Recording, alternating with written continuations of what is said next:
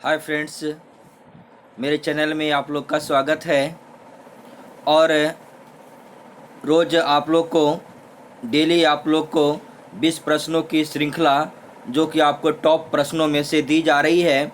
ठीक है, सारे प्रश्न इम्पोर्टेंट रहते हैं, तो आप लोग कृपया कर ध्यान से पढ़ें और ध्यान से सुने। सारे प्रश्न आपके लिए उपयोगी है और सारे प्रश्न आपके लिए इम्पोर्टेंट है। ठीक है, तो आज स्टार्ट करते हैं। तो आज 20 प्रश्नों की श्रृंखला में आज पहला प्रश्न आपका है। और प्रश्न को शुरू करने से पहले आप लोग से गुजारिश है कि जो आज नए जुड़े हैं चैनल से, वो प्लीज़ सब्सक्राइब कर लें और बेल आइकन को दबा दें। ठीक है, जिससे कोई भी वीडियो डाला जाए उसे आपका नोटिफिकेशन आपके यहाँ तुरंत पहुँच जाए। ठीक है, तो आज का पहला प्रश्न की ओर चलते हैं। आपका पहला प्रश्न क्या है? आपका पहला प्रश्न है कि जॉन बुल किसका उपनाम है? बहुत अच्छा प्रश्न है। जॉन बुल किसका उपनाम है? आपके ऑप्शन आपके सामने स्क्रीन पर है। ठीक है, पहला ऑप्शन है अमेरिकन सिपाही, ऑप्शन बी है अंग्रेज, ऑप्शन सी भारतीय सिपाही, ऑप्शन डी है अंग्रेज सिपाही।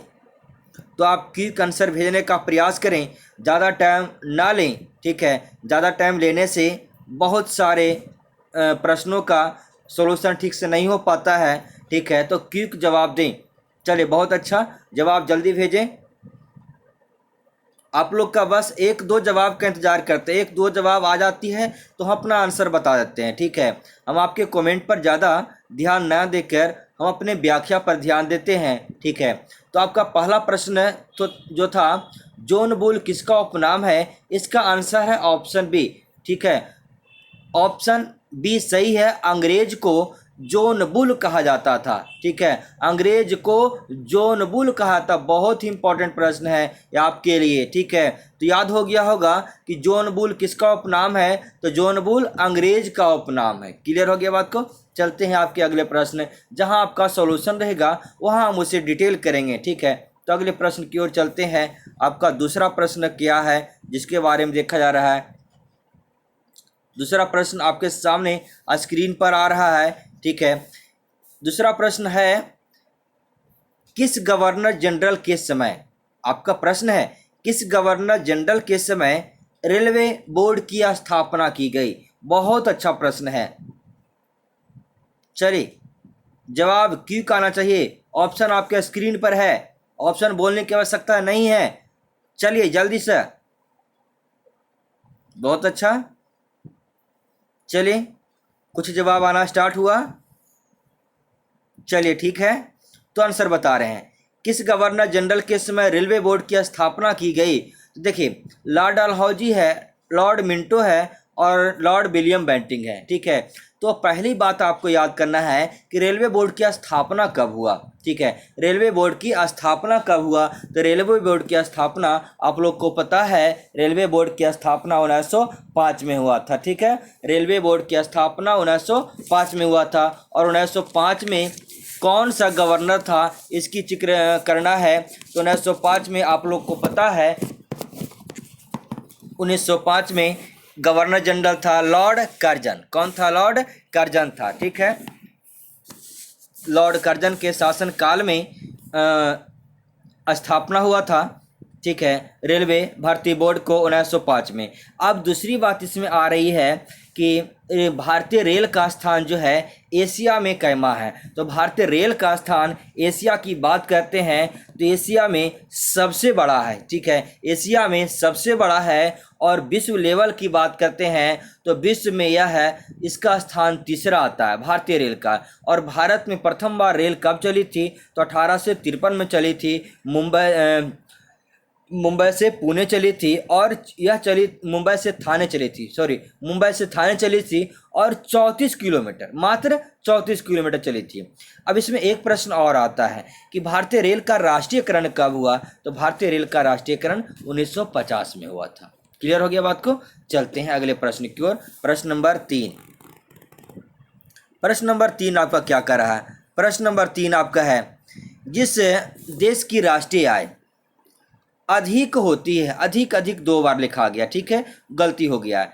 जिस देश की राष्ट्रीय आय अधिक होती है, ठीक है, वह देश कहलाता है। यानी राष्ट्रीय आय जिसका अधिक होता है उसे कौन सा देश कहते हैं? आपका ऑप्शन है विकासशील देश, ऑप्शन बी है अविकसित देश, ऑप्शन सी है विकसित देश, ऑप्शन डी है सभी। चलिए क्विक आंसर भेजिए।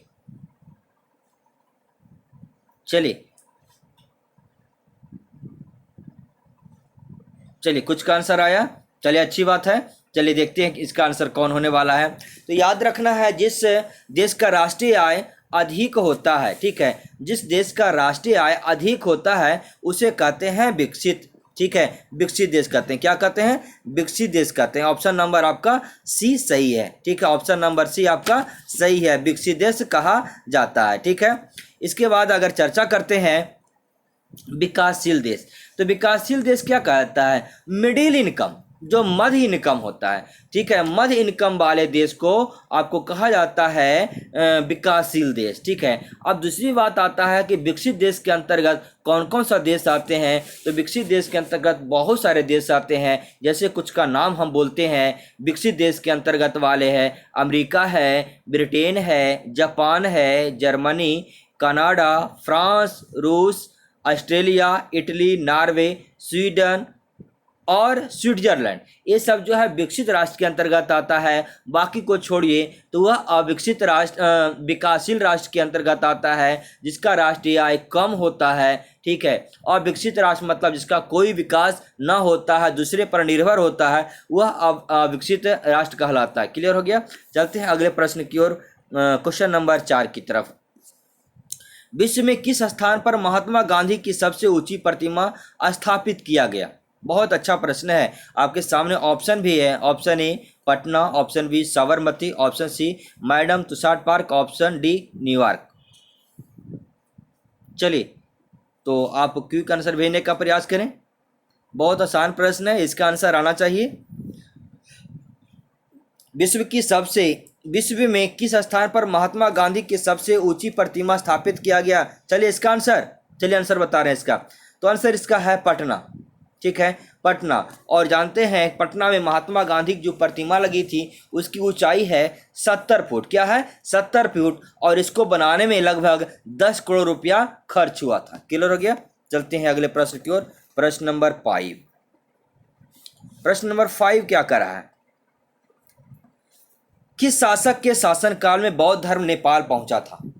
ठीक है, किस शासक के शासनकाल में बौद्ध धर्म नेपाल पहुंचा था? आपके सामने ऑप्शन भी है, option A Ashok, option B Harshvardhan, option C Bimbisar, option D Samudragupta. आप क्विक आंसर भेजने का प्रयास करें, जल्दी आंसर भेजने का प्रयास करें। आंसर चलिए अच्छी है, गुड। चलिए तो आंसर बता रहे हैं कि शासक के शासनकाल में बौद्ध धर्म नेपाल पहुंचा था। चलिए कुछ पर आंसर आ चुका है। ठीक है, तो आपका आंसर है option number A Ashok. Ashok के समय बौद्ध धर्म नेपाल पहुंचा था। अशोक के समय बौद्ध धर्म नेपाल पहुंचा था। क्लियर हो गया बात को? चलते हैं उसके बाद इसकी चर्चा करते हैं। अशोक जो है बौद्ध धर्म को अपनाए थे, और बौद्ध धर्म की दीक्षा कौन दिए थे, कौन से गुरु दिए थे अशोक को? तो उनका नाम है उपगुप्त। और अशोक का उपनाम कहा जाता है सम्राटों का सम्राट। किसे कहा जाता है? तो अशोक को कहा जाता है। ठीक है, सम्राटों का सम्राट किसे कहा जाता है? अशोक को कहा जाता है। आपका परीक्षा के लिए इंपॉर्टेंट प्रश्न है, एसएससी बहुत बार पूछ चुका है कि अशोक की पत्नी का नाम क्या? बहुत बार पूछा है। अशोक की पत्नी का नाम क्या है? तो कारूबाकी। क्या है? कारूबाकी। और अशोक के बड़े भाई का नाम क्या है? अशोक के बड़े भाई का नाम क्या है? सुसीम है। ठीक है, और आप लोग को पता है कि अशोक के बौद्ध धर्म के प्रचार करने में उन्हें पुत्र और पुत्री दोनों ने काफी मदद किया था, जो कि पुत्र का नाम है महेंद्र और पुत्री का नाम है संघमित्रा। क्लियर हो गया बात को? चलते हैं, इसका बहुत डिटेल हो चुका है। और आप लोग को पता है कि ये अशोक जो है अपने राज्याभिषेक के 20वें वर्ष लुम्बिनी जो है यात्रा पर गए थे। ठीक है, तो कहने का अर्थ है कि अशोक के शासनकाल में बहुत जगह बौद्ध धर्म का प्रचार हुआ।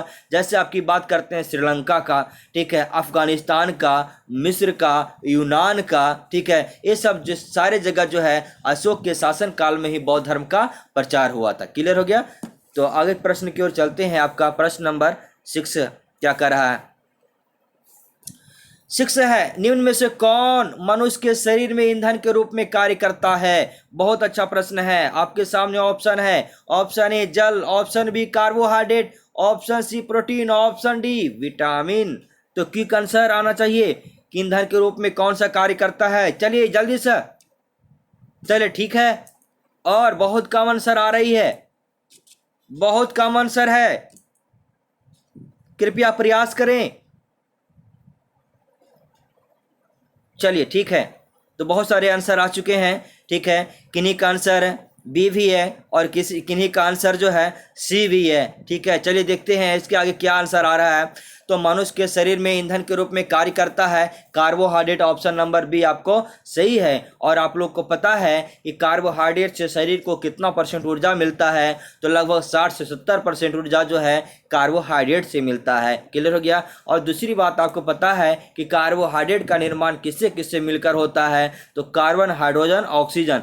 क्या है? Carbon, hydrogen, oxygen. पूछता है कार्बोहाइड्रेट में कार्बन, हाइड्रोजन, ऑक्सीजन का अनुपात कितना होता है? तो 1:2:1 होता है। क्लियर हो गया। बहुत अच्छी जो है डिस्कशन है कि आप याद रखें। ठीक है, ध्यान देंगे तो अपने आप जो है याद हो जाएगा। क्लियर हो गया बात को। तो हमने बताया कि 60 से 70% ऊर्जा प्राप्त करता है और यह जो है कार्बन, हाइड्रोजन, ऑक्सीजन से मिलकर बना है, जिसका अनुपात है 1:2:1। ठीक है, क्लियर हो गया। ऑप्शन नंबर ए की चर्चा करते हैं, जल। तो आपको पता है हमारे शरीर में यानी शरीर का जो भार होता है, जल के भार का 65 से 75% जो होता है जल होता है। क्लियर हो गया। अब ऑप्शन सी की चर्चा करते हैं प्रोटीन के बारे में। तो प्रोटीन से पता है कि प्रोटीन से हमारे शरीर को 15% ऊर्जा की प्राप्ति होता है। और प्रोटीन शब्द का प्रयोग सबसे पहले बर्जिलियस ने किए थे और कहा जाता है प्रोटीन जो है शरीर के निर्माण कर्ता माना जाता है। ठीक है, और कहा जाता है कि सभी प्रोटीन में नाइट्रोजन पाया जाता है। ये प्रश्न आपको सारे एग्जाम में पूछता है कि प्रोटीन में क्या पाया जाता है। ठीक है, तो प्रोटीन में नाइट्रोजन पाया जाता है। क्लियर हो गया। ऑप्शन डी की चर्चा करते हैं विटामिन का। तो विटामिन की खोज किया था फंक 1911 ईस्वी में किया था। ठीक, क्लियर हो गया। और विटामिन को रक्षात्मक पदार्थ कहा जाता है, विटामिन को रक्षात्मक पदार्थ कहा जाता है। और आप लोग को पता है कि कुछ विटामिन ऐसे हैं जो जल में भी घुल जाते हैं, वो विटामिन है बी और सी। और कुछ विटामिन ऐसे हैं जो वसा में घुल जाते हैं, वह कौन कौन है? ए, डी, ई, के। क्लियर हो गया। चलते हैं अगले प्रश्न की ओर। आपका प्रश्न नंबर आपका 7 है। 7 प्रश्न क्या है कि पाली ग्रंथों में गांव के मुखिया को क्या कहा गया है? ठीक है, पाली ग्रंथों में गांव के मुखिया को क्या कहा गया? आपका प्रश्न बहुत ही इंपॉर्टेंट है। और आपके सामने ऑप्शन है ग्रामक। ठीक है, ग्रामक को ग्रामिक भी बोला जाता है। ऑप्शन बी है ज्येष्ठक, ऑप्शन सी है ग्राम भोजक, ऑप्शन डी है ग्रामपति। चलिए आप क्विक आंसर भेजने का प्रयास करें, आपके आंसर का वेट कर रहे हैं। चलिए जल्दी भेजिए। चलिए, बहुत अच्छा, बहुत कम आंसर, बहुत कम आंसर है। चलिए ठीक है, तो इसका आंसर बता रहे हैं। लगता है आप लोग को आज मज़ा नहीं आ रहा है, लगता है आप लोग के लिए आज कड़ा प्रश्न हो गया है। ठीक है, तो पहले आप कमेंट भेजें कि मज़ा आ रहा है या नहीं आ रहा है। चलिए, तो फिर इसका आंसर बताएंगे मज़ा आ रहा है या नहीं आ रहा है। चलिए ठीक है, अच्छी बात है। तो इसका आंसर है, बहुत सारे प्रश्न ऐसे हैं जो थोड़ा सा बहुत दिन पढ़ा हुआ हो गया। ठीक है, तो थोड़ा सा भूलने के कगार पर गया हुआ है, तो हम उसे पुनः उभार देंगे। ठीक है, आप प्रयास करें कि वीडियो है जो ध्यान से सुने और ध्यान से देखें और क्यूज का आनंद उठाएं। ठीक है, जो आपके मन में प्रश्न का आंसर आता है उसे क्विक आंसर देने का प्रयास करें। और दूसरी बात है, अगर वीडियो आपको अच्छा लग रहा है, अगर प्रश्न आपके लिए लाभदायक है, उपयोगी है, ठीक है, तो आप कृपया कर लाइक का बटन दबाएं और लगभग जो है अपने 5 मित्रों के पास शेयर करें। ठीक है, क्लियर हो गया। तो इसके आंसर के रूप में चलते हैं। क्वेश्चन नंबर 7 था पाली ग्रंथों में गांव के मुखिया को क्या कहा गया है? आपका आंसर है ग्राम भोजक। ठीक है, ग्राम भोजक। ध्यान रखना है कि परीक्षा में आपका ग्राम नहीं लिखता है, भोजक। ठीक है, तो दोनों आता है, भोजक कहेंगे या ग्राम भोजक, भोजक कहेंगे या ग्राम भोजक। ठीक है, तो आपके इसके हम चारों ऑप्शन की चर्चा करें क्या क्या कहलाता है। ठीक है, तो ग्रामिक, ग्रामक है वह ग्रामिक, ठीक है, ग्रामक या ग्रामिक एक ही है, ठीक है। तो गुप्त काल में ग्राम सभा के मुखिया को, ठीक है, गुप्त काल में ग्राम सभा के मुखिया को ग्रामिक कहा गया है। क्लियर हो गया, ग्राम सभा के मुखिया को ग्रामिक कहा गया है और इसका 3 नाम है, ग्रामक है, ग्रामिक है और आपका ऑप्शन डी भी वही है, ग्रामपति। ग्रामपति भी मुखिया को ही कहा जाता था। क्लियर हो गया। अब ऑप्शन नंबर बी आपका ज्येष्ठक। ज्येष्ठक क्या है, ठीक है, तो गुप्त काल में श्रेणी के प्रधान को, क्वेश्चन ट्रू देगा आपको परीक्षा में, गुप्त काल में श्रेणी के प्रधान को क्या कहा जाता है, तो इसका आंसर हो जाएगा ज्येष्ठक, जो कि ऑप्शन नंबर बी है। क्लियर हो गया। चलते हैं अगले प्रश्न की ओर। प्रश्न नंबर 7। प्रश्न नंबर 7 क्या, बहुत इंपॉर्टेंट प्रश्न है। अधिकेंद्र, इसका नाम है एपिसेंटर, ठीक है। अधिकेंद्र भूकंप का एक बिंदु है जो संबंधित है, ठीक है। अब किससे संबंधित है, जो आपका ऑप्शन है, ऑप्शन ए है पृथ्वी के अंदर भूकंप के उद्गम स्थान से। क्या है, पृथ्वी के अंदर भूकंप के उद्गम स्थान से। ऑप्शन बी है भूकंप उद्गम केंद्र के ऊपर पृष्ठीय बिंदु से। ऑप्शन सी है वह स्थान जहां भूकंप का अनुभव किया जाता है, ठीक है, वह स्थान जहां भूकंप का अनुभव किया जाता है। क्लियर हो गया। तो ऑप्शन नंबर डी आपका सही है। तो इसका आंसर आप क्विक भेजने का प्रयास करें।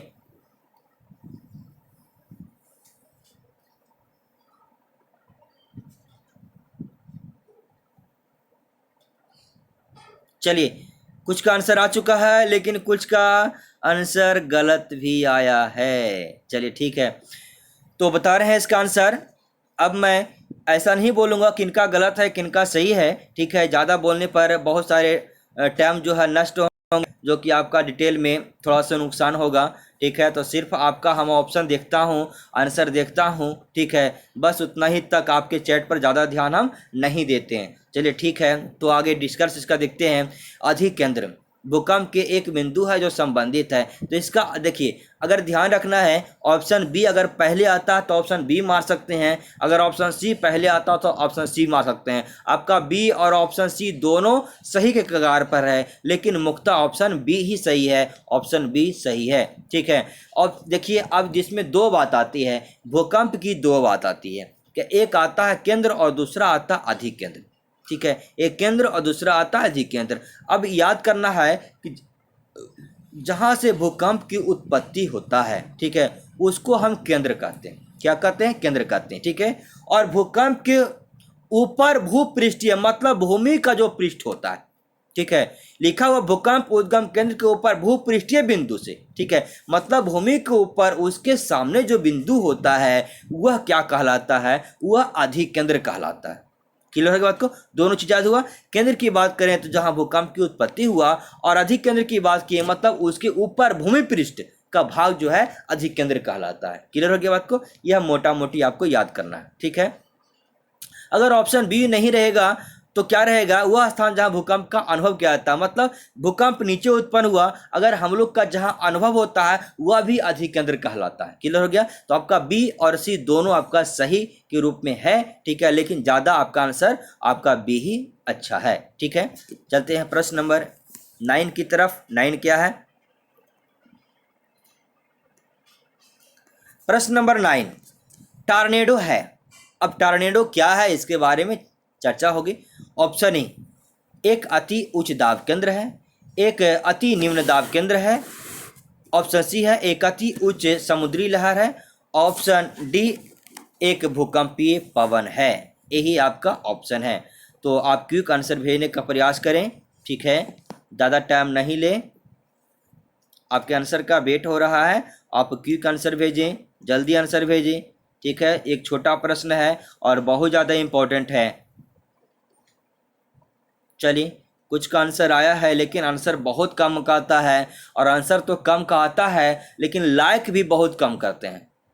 अफसोस की बात है, लाइक भी बहुत कम करते हैं। बहुत सारे लाइव के रूप में रहते हैं लेकिन लाइव बहुत कम करते हैं। तो प्लीज़ लाइक करें, ठीक है। तो आगे इसका आंसर के रूप में चलते हैं। टॉर्नेडो क्या है। और इसका आंसर आपका है ऑप्शन नंबर बी। ठीक है, एक अति निम्न दाब केंद्र है। क्या है? एक अति निम्न दाब केंद्र है। ठीक है, टॉर्नेडो एक तरह का क्या है? चक्रवात है। ठीक है, और निम्न दाब वाला चक्रवात है। क्या है? निम्न दाब वाला चक्रवात है। क्लियर हो गया? और आपको पता है कि टॉर्नेडो को जल स्तंभ कहा जाता है। जल स्तंभ कहा जाता है, क्यों कहा जाता है? क्योंकि जल और स्थल दोनों पर क्या करता है? इसकी उत्पत्ति होता है, इसलिए इसे जल स्तंभ भी कहा जाता है। क्लियर हो गया बात को? और दूसरी बात है, टॉर्नेडो चक्रवात मुख्यतः कहाँ चलती है? तो यह ऑस्ट्रेलिया और अमेरिका में चलती है। क्लियर हो गया बात को? अब दूसरी बात, इसकी और डिटेल हम चर्चा करना चाहते हैं कि टॉर्नेडो मतलब क्या है। तो इसके अंदर, ठीक है, टॉर्नेडो का हम डिस्कस कर रहे हैं, इसके अंदर वायु का दबाव इतना कम होता है। ठीक है, ध्यान से सुनिएगा, क्या है इसका डिटेल। इसके अंदर वायु का दबाव इतना कम होता है कि जब किसी इमारत के पास से गुजरती है, ठीक है, जब किसी इमारत के पास से गुजरती है तो वह इमारत अपने अंदर के वायु के दबाव के कारण, ठीक है, अब समझिए बात को, अपने अंदर के वायु दबाव के कारण क्या होता है? इमारत ध्वस्त हो जाता है। अब सोचिए कि कितना कम दाब रहता है।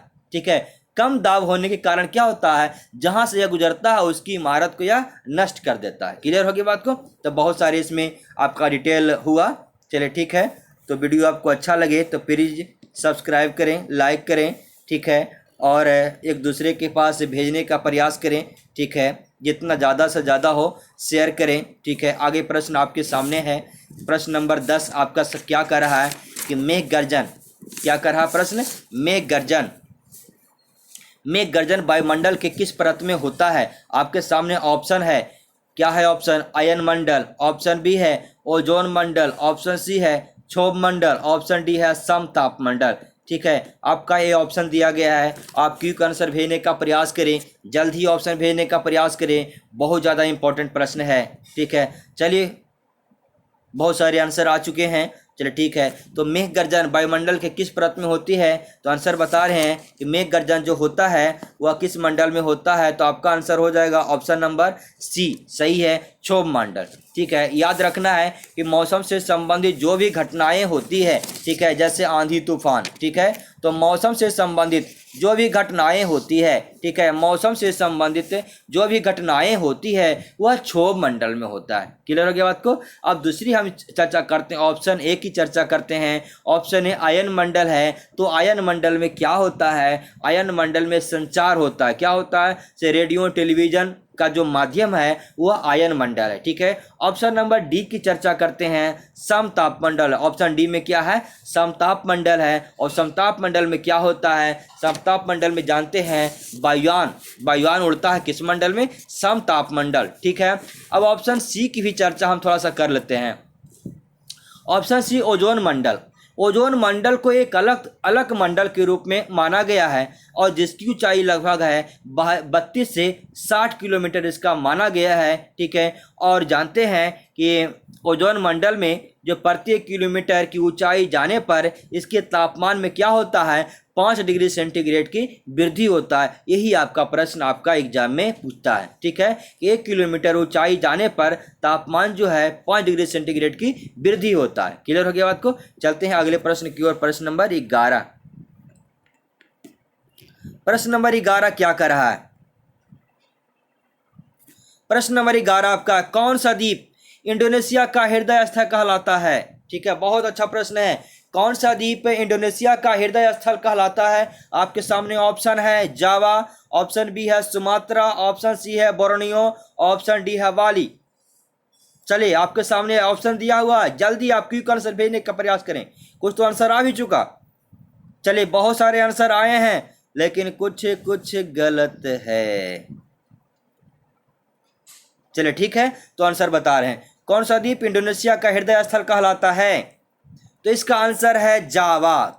आंसर है जावा। ठीक है, ऑप्शन नंबर ए आपका सही है। क्लियर हो गया?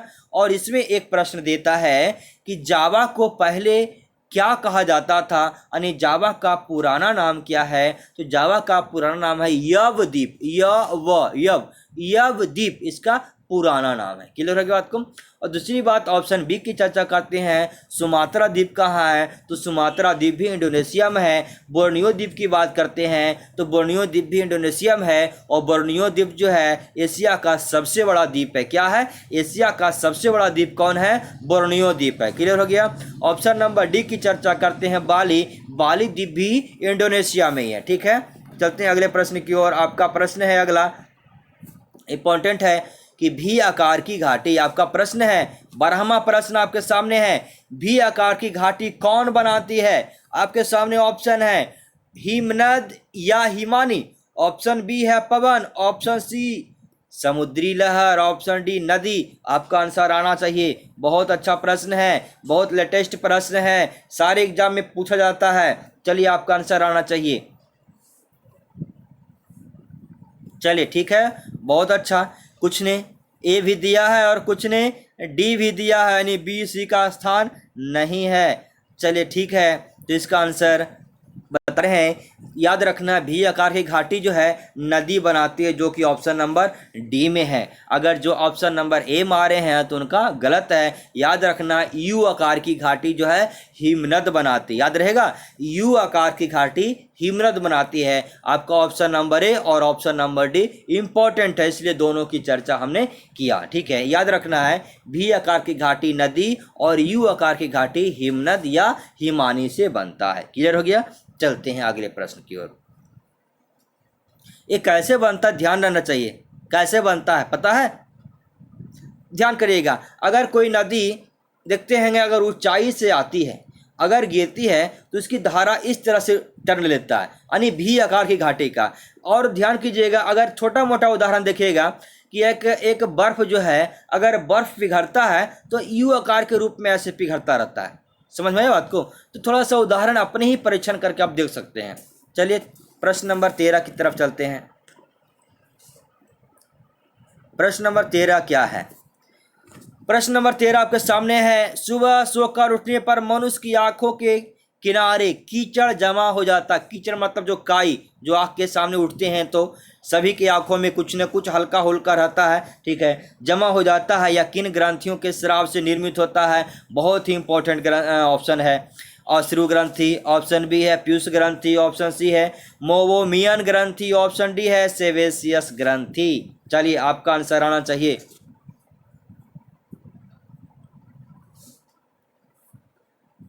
चलिए आपकी आंसर आना चाहिए। बहुत लोगों ने आंसर ए मारा है, जो कि सही गलत है।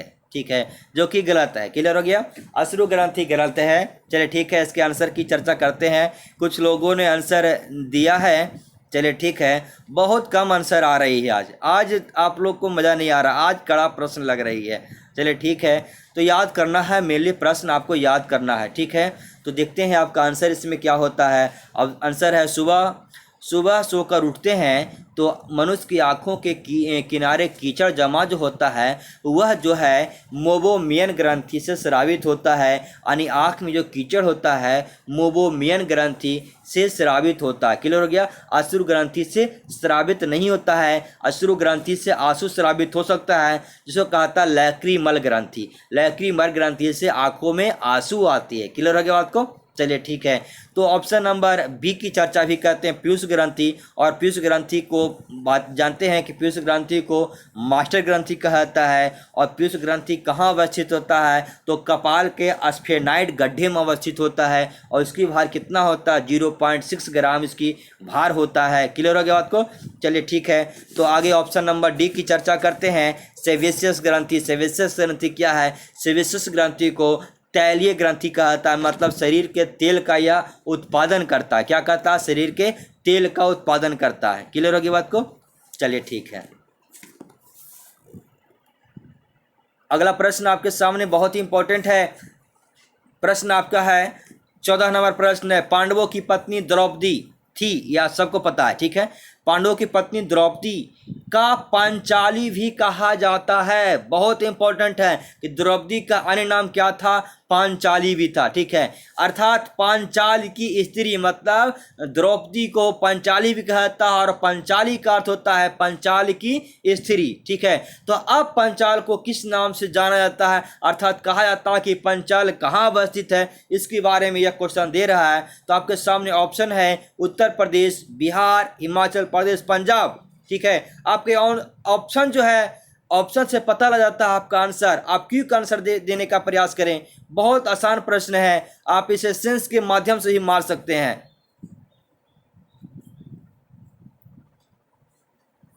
चलिए आंसर भेजिए।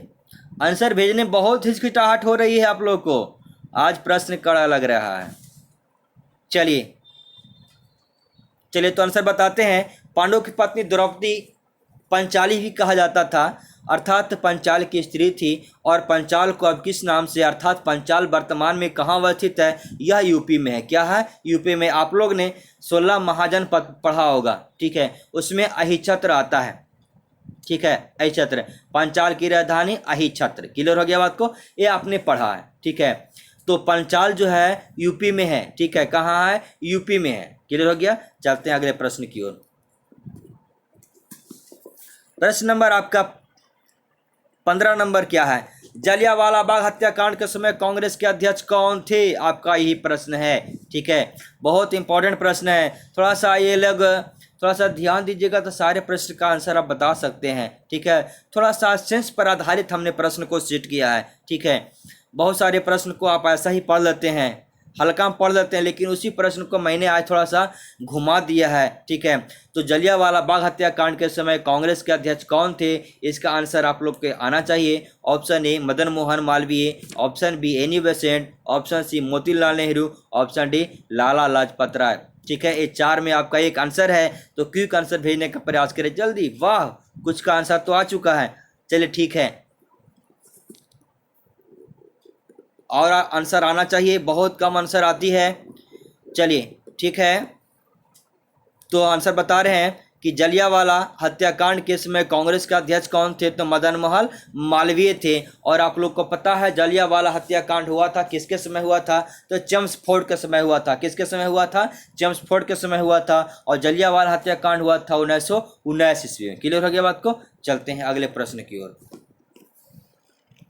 प्रश्न नंबर आपका 16, मस्तिष्क की विकृतियों का पता लगाने के लिए प्रयोग होता है। मस्तिष्क की विकृतियों का पता लगाने के लिए किसका प्रयोग करते हैं, आपके सामने ऑप्शन है ईसीजी, ऑप्शन बी है ईईजी, ऑप्शन सी है ईओजी और ऑप्शन डी है कोई नहीं। ये आपका आंसर है। ठीक है, चलिए तो आंसर क्विक बताने का प्रयास करें। आंसर क्विक बताने का प्रयास करें, जितना जल्दी आंसर भेज सकते हैं। चलिए आंसर आना चाहिए।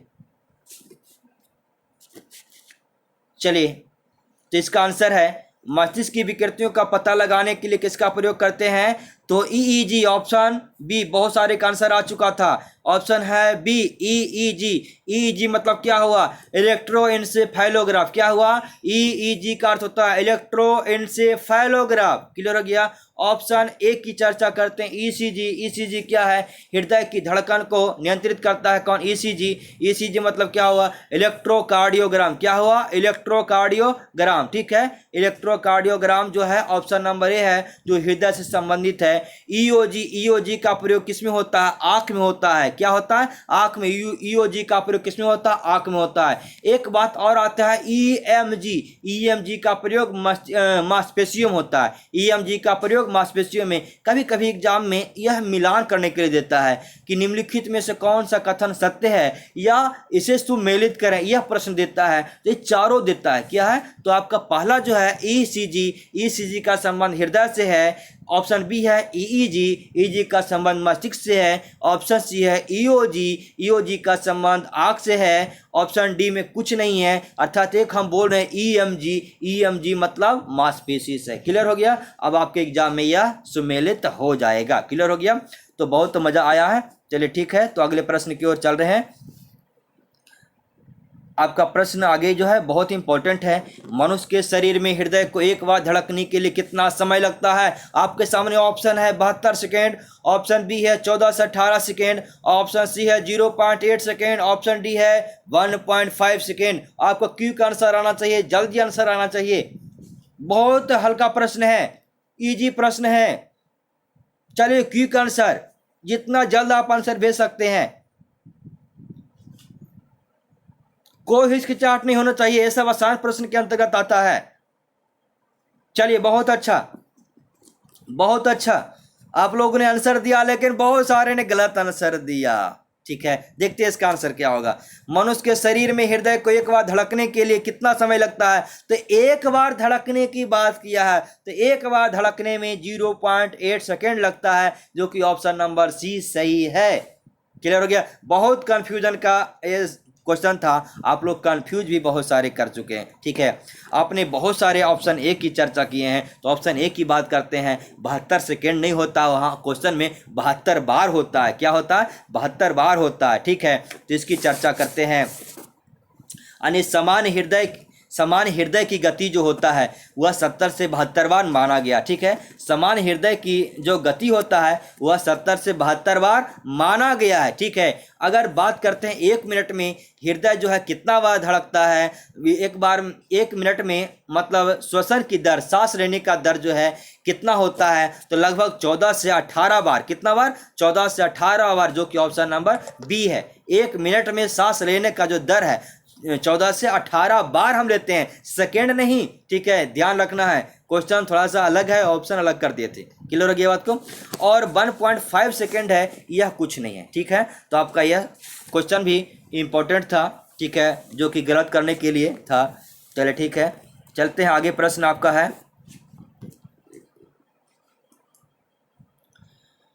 आपका प्रश्न नंबर 18, राजस्थान का गांधी के नाम से किसे जाना जाता है? ठीक है, राजस्थान के गांधी के नाम से किसे जाना जाता है? आपका answer option A Gokul bhai Bhatt, option B Bhogilal Pandya, option C Danilo Dolci, option D Ravishankar Maharaj. ये आपका ऑप्शन है। चलिए, तो क्यों का आंसर आना चाहिए?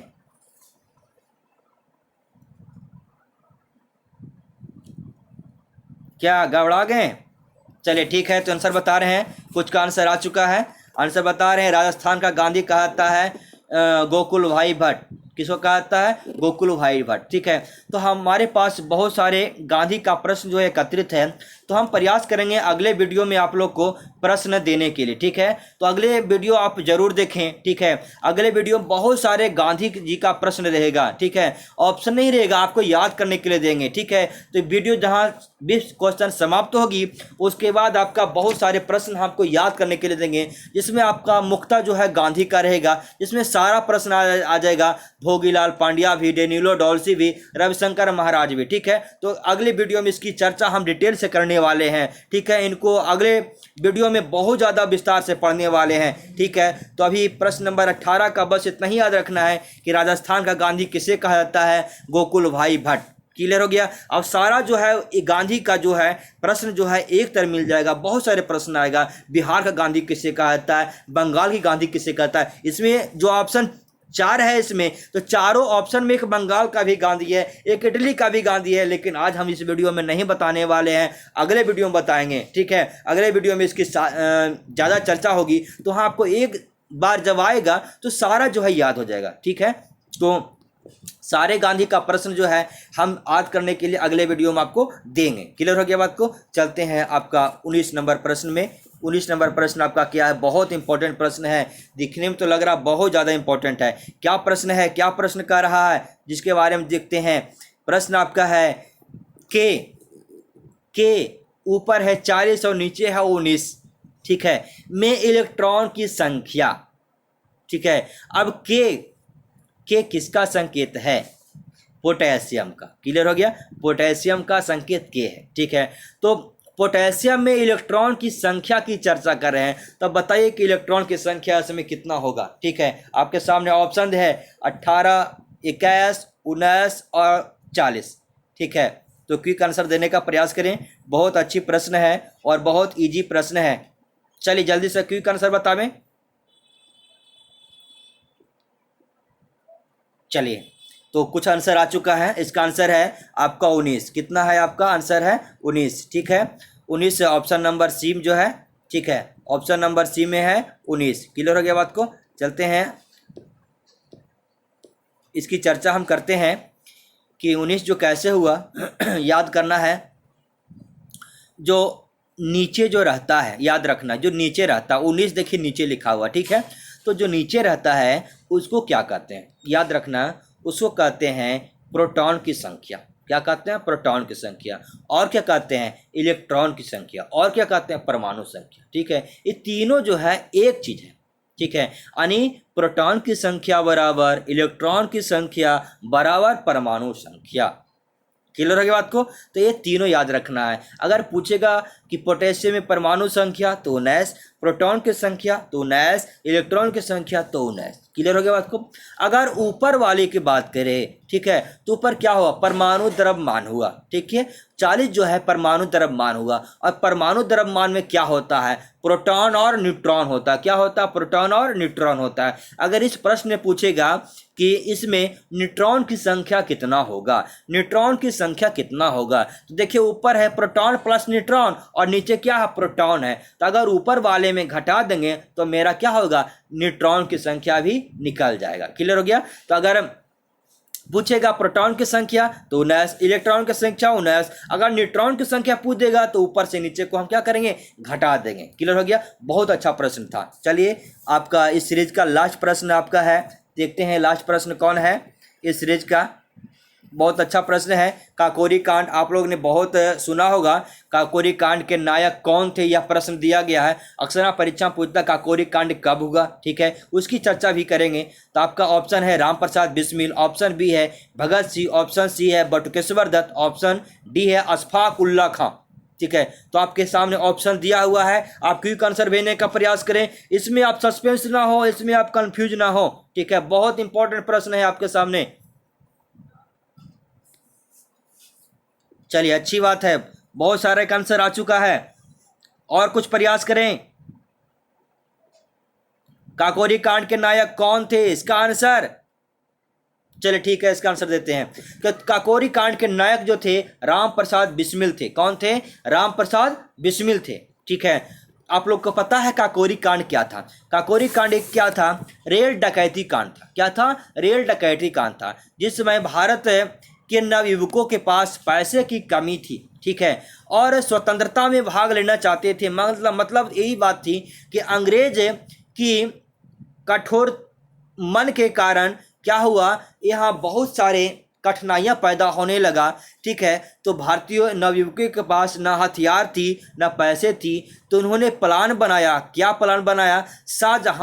शाहजहानापुर एक शहर का नाम है जो लखनऊ के साइड पड़ता है। तो वहाँ क्या किया गया?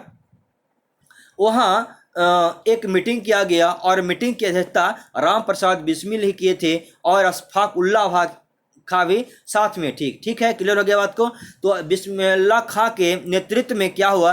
काकोरी कांड का घटना हुआ था, ठीक है, जो कि 1925 में हुआ था, ठीक है। इसमें क्या किया गया था? मतलब चलती ट्रेन में जैसी काकोरी स्टेशन से, ठीक है, काकोरी स्टेशन से जैसे ही ट्रेन छूटी, जैसे ही ट्रेन खुली, तो इन्होंने क्या किया? ट्रेन का चेन खींचे। क्या किए? ट्रेन का चेन खींचे। और ट्रेन का चेन खींचने के बाद ट्रेन रुक गई। और ट्रेन रुक जाने के बाद इन्होंने सरकारी खजाने का, जो अंग्रेज का सरकारी खजाना था, उसको उन्होंने अपने बैग में सोना चांदी रुपये पैसे जो थे वो अपने बैग और गठरी में बांध के ये इन्होंने चल दिए। लेकिन उन्होंने पकड़ाने का मुख्य कारण क्या था? इन लोगों में से एक का चादर जो है वही छूट गया था। इसके कारण उन्होंने पकड़ने का मुख्य सबूत दे बैठे थे। क्लियर हो गया बात को। तो यह काकोरी कांड है।